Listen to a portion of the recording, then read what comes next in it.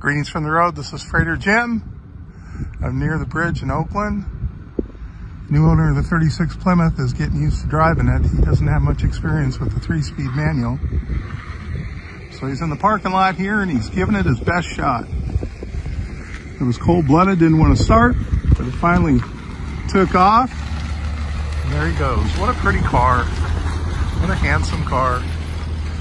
He really wanted one of these cars. He waited for the right one to come along years and years and years.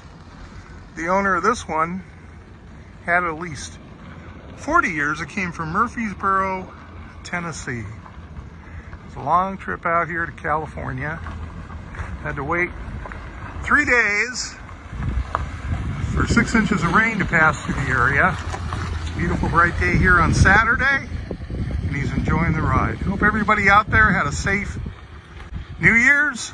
Remember, always drive safe, arrive alive. This is Freighter Jim. Hoping you have a nice week.